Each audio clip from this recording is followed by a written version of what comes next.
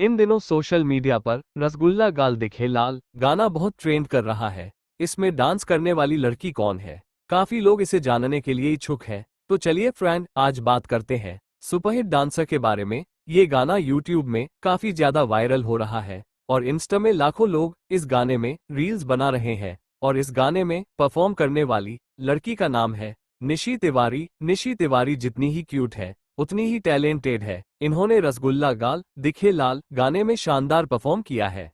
यह मध्य प्रदेश की रहने वाली है और इसकी उम्र मात्र 13 वर्ष की है और यह पहले भी वायरल हो चुकी है।